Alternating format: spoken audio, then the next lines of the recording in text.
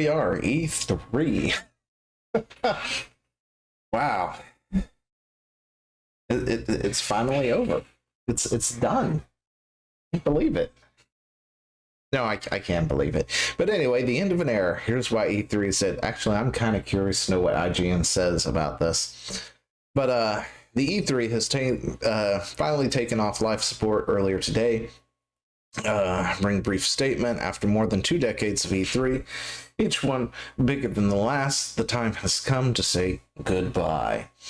It was a long time coming. Game industry observers have wondered about the future of the show since PlayStation first pulled out in 2019. Was it PlayStation? I thought Nintendo was the first to pull out. Was Nintendo ever at E3? Anyway, the same year, E3 accidentally leaked a document containing the addresses and phone numbers of shown attendees. Yeah, that was not a good look either.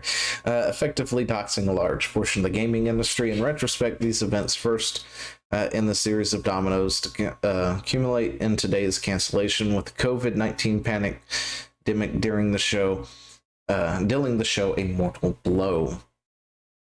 But yeah, after more than 2 decades, E3, each one bigger than the last, the time has said goodbye. Thanks for the memories. Earlier this year, however you say that, and I broke the news, E3 cancellation. The conversations we held led up to the report, pointing a picture shown besides by the lack of logistics, blah, blah, blah, blah, blah, blah. Okay, the E3 arms race to have the biggest, loudest booth led to increased budgets, with becoming harder and harder to justify. Tencent North America held head of communications Chris Cramer tells IGN, 1 year at E3, I had the head of the company walk me out of our booth to point out another company's monitor, expressing his displeasure that the other publisher's screen was bigger and brighter than ours. That's hilarious. Anyway, the following year, the event had to spend money retaining recently retired whoever that came from an NFL stadium in order to make the execs happy. How do you track return on investment on $5 to $20 million boot? Holy shit, was that how much it cost? That only exists for 3 days and is seen by 20 to 30,000 people. Anyway, so E3 was a bad investment. It became a bad investment. Right now, E3 was great. I remember E3 was a lot of fun back in the day. And then, quite frankly, what really killed E3 was the wokeification of E3. And then you had people pulling out because you had things like Blizzard was running BlizzCon, so they didn't have to go to E3. Nintendo had their Nintendo Direct, so they didn't have to go to E3 anymore. PlayStation pulled out and did their own thing in 2019. COVID hit in like 2021 or whatever year it was. We had the COVID thing, 2020, which was, I guess, you could say it was the nail in the coffin, because at the time, people weren't really looking forward to E3 anymore. People, of course, still went because, the idea of going to a con was a lot of fun and all that stuff. But as for E3 itself, it just dwindled. There wasn't much there. You had the wokeification of E3 happening throughout the years. And yeah,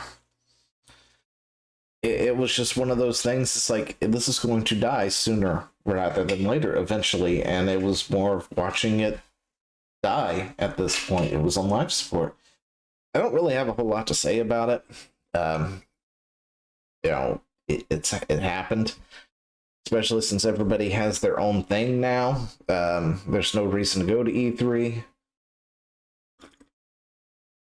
outside of maybe indie developers if they want to purchase a booth for 20 million. But that seemed to be really outrageous. 20 million for a booth? I mean, come on. They made bank with E3, that's for sure. But yeah, it's dead and gone. I don't know what else to say about it. I thought I would have more, but I really don't. Huh. Anyway, what are your thoughts on E3? Let me know down below or something. Do you have any good memories? Like, I remember when certain things were actually released like Halo and other stuff, and they showed off those trailers for the first time, and it was fun. It was a lot of fun back in the day. The longer it went on, though, the worse it got, unfortunately. Let's see. It's 2007 is when it first started. Is that how long it's been? That's been, what, over 10 years, over a decade now? Yeah. Adios, E3. People that came in seem not to understand the significance of the show despite how much revenue it generated for organizations. I don't know if it was really generating any real revenue, to be totally honest, especially if you, well, I mean, E3 itself was generating revenue, but for companies like, if EA was there showing their NFL whatever, or whatever game and stuff, or Call of Duty, did it really push more sales? Probably not. And since the trailers would show up elsewhere anyway afterwards, like YouTube and stuff, just being there to see the trailer firsthand. Yeah, but I'm sure going to E3 was definitely an experience. Actually going there, it's like, I really, really wanted to go to BlizzCon for years. Never could afford it. Nintendo pulled out of the show. Oh, yeah, so it did. I thought Nintendo was there. Many publishers were initially on board with the new approach, with Nintendo America among those said to be involved in the show's planning. But as months passed, details failed to materialize. Publishers became edgy. Nintendo pulled out of the show, later saying that it didn't fit into our plans. Okay, maybe PlayStation was the first one, and then Nintendo followed. It's been so long, it's hard to remember, quite frankly. But yeah, Nintendo was at E3. And then they stopped going to E3 because there was no point to it. I mean, we're in a day and age where you can just say, hey, you're popular on Twitch. Here's some money if you play our new game or play this demo or something like that. And then you can just do that, and you call it the Nintendo Direct or something. Show off your stuff.